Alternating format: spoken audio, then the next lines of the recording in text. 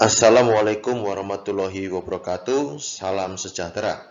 Bersama saya Albert Hananto. Ya, dalam beberapa menit ke depan ini saya ingin berbagi, melanjutkan apa yang sudah pernah saya sampaikan di tayangan sebelumnya. Sebelum kita lanjutkan, sekali lagi saya ingin mengulang pernyataan atau sebuah disclaimer bahwa saya tidak sedang menyamakan sales dengan anjing, tapi dari tayangan-tayangan ini kita mencoba mengambil sisi-sisi positif dari karakter atau karakteristik anjing, beberapa anjing yang kita bisa pelajari, ambil hikmahnya, cari apa yang bisa dipraktekkan untuk mendukung proses penjualan. Di tayangan sebelumnya kita telah mempelajari karakteristik sifat dari seekor pitbull. Dan di tayangan tersebut kita telah belajar bersama bagaimana menjadi seorang sales yang disukai orang lain. Nah, sales atau penjualan bukan hanya saja berhasil dijual, bukan hanya sekedar satu kali penjualan, tetapi kita harus ingat kita masih memerlukan repeat order. Lalu kita juga perlu referensi orang tersebut supaya market kita berkembang.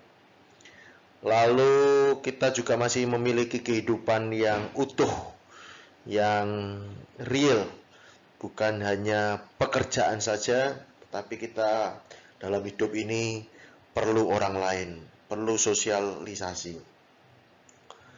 Nah, di tayangan ini kita akan melanjutkan untuk lebih jauh lagi mempelajari dari tipe anjing yang kedua dan ketiga, yaitu poodle dan retriever. Nah, tipe poodle, anjing ini menarik, cantik, lucu, ibaratnya itu kalau manusia dia adalah pribadi yang rame, yang hangat, yang disukai gitu yang dirindukan. Nah, tipe ini tentu banyak teman gitu jadi banyak relasinya, networknya luas. Sementara tipe tidak jauh beda dengan poodle. Anjing ini baik dengan tuannya, tidak jahat gitu tidak galak, lalu dengan orang lain pun juga wajar, bukan yang ganas gitu garang. Tipe ini juga mudah diajar, penurut. Nah, kalau ibarat dalam pekerjaan perusahaan, ini jenis customer service yang baik, perusahaan yang memberikan pelayanan prima.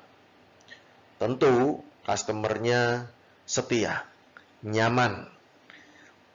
Jadi loyal customer, mudah terbangun.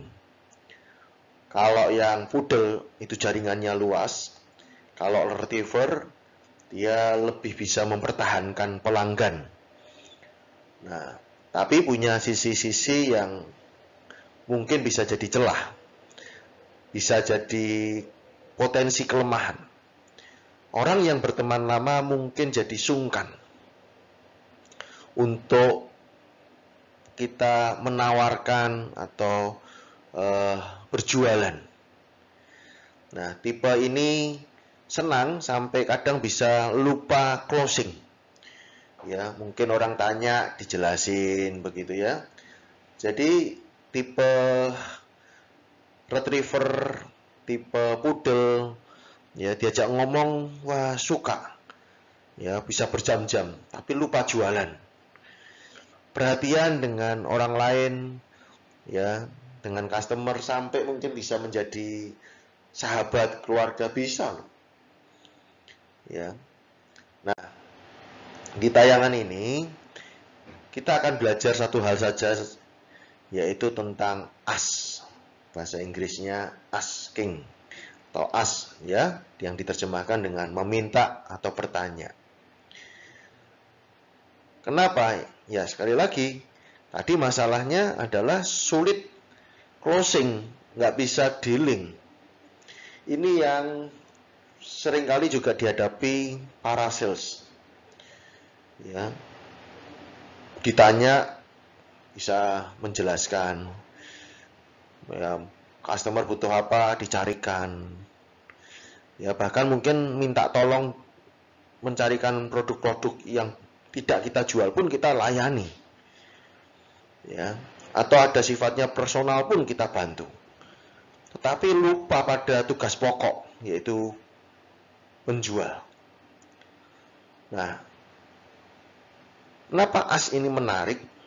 Karena terjemahan bahasa Indonesia itu bisa diterjemahkan sebagai meminta dan bertanya.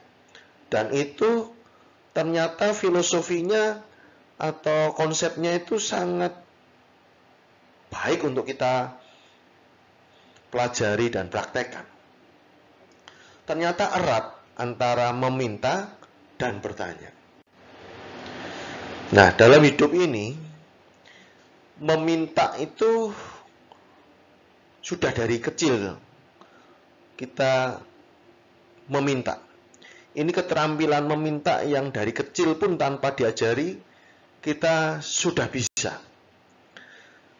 Bahkan ketika kita belum bisa ngomong, belum bisa bicara, kita sudah minta. Ya, kalau kita lihat anak-anak yang belum bisa bicara dengan jelas, mereka meminta, dan ketika orang tuanya tidak bisa memahami atau orang lain tidak bisa memahami, mereka nangis. Kalau tidak diberi, makin nangis lebih kencang. Itu keterampilan meminta. Lalu makin besar, kita seringkali dikatakan sama orang tua kita, ya, diberitahu gitu. Ketika suatu kali berkunjung ke tetangga dan kita diberikan suguhan, ya, diberikan jamuan lalu atau snack gitu, lalu kita ambil, kita makan dan kita suka. Lalu anak kecil ini meminta lagi, ngambil lagi. Lalu orang tua akan memarahi, jangan malu-maluin lah, sudah satu aja cukup. Lebih besar kita seringkali, udah jangan minta, kamu harus berjuang, usaha sendiri, kerja sendiri. Betul itu nasihatnya. Tapi ada sisi yang lain merusak bahwa meminta itu tidak baik. Padahal dalam proses sales, dalam proses berjualan, meminta itu bagian, ya, selalu kita lakukan. Ya, lihat saja dari awal, ya, di mall-mall atau di counter-counter, kita minta orang untuk melihat, udah mampir dulu lah, gak beli gak apa-apa, atau silahkan dicicipin, silahkan dicoba, atau test drive dulu deh, gak apa-apa, rasakan dulu, ya. Lalu minta mereka untuk download, lalu login, bergabung, register, ya, yang terutama minta order, ya, itu kan kita minta orang lain untuk beli, ayo beli, ya. Ketika mereka beli, itu mereka menemukan alasan kenapa harus beli dari saya. Tentu bukan sekedar closing, bukan sekedar omset, tapi itu dihitung dari kapan? Dari pembayaran. Kita berhasil menjual kalau mereka bayar. Ya, kalau mereka dapat barangnya tidak bayar, itu sedekah. Ya, lalu setelah bayar, ya, sekarang dengan aplikasi online shop, ya, jadi biasa kita diminta untuk memberi review bintang atau testimoni. Dan tidak berhenti pada sekali berjualan, seperti yang tadi saya pernah sampaikan. Kita perlu mereka untuk beli lagi. Kita ingin mereka beli lagi, repeat. Ya. Dan selain mereka yang beli, kita ingin teman-temannya orang lain pun juga beli. Mereka merekomendasikan. Mereka bisa membagikan, share, atau referral, member get member. Nah, pertanyaannya, bagaimana jika Anda meminta dengan menggunakan pertanyaan? Apakah Anda pernah dengar pertanyaan ini? Pak, tidak sekalian dengan french fries-nya? Pak, tidak sekalian dengan pudingnya? Pak, pembelian Bapak sudah 50.000, maka Bapak bisa tebus murah, Bapak bisa memilih ini. Itu kan sebetulnya meminta dengan bertanya. Nah, misalkan suatu kali kita makan bersama, makan berdua, bertiga gitu ya, dalam satu meja makan yang ya bisa terjangkau lah ya, yang kecil, yang nggak panjang begitu, yang nggak jauh gitu. Lalu saya minta dengan bertanya, hei, bisakah itu digeser ke sini kecapnya? Nah, saya percaya sebagian besar, bahkan mungkin bisa hampir dipastikan semuanya akan langsung memberikan botol kecap itu. Kan berpikirnya gini, apa susahnya sih cuman geser sedikit kecapnya, botol kecap gitu ya, ke saya gitu. Itu kan menolong hal yang kecil.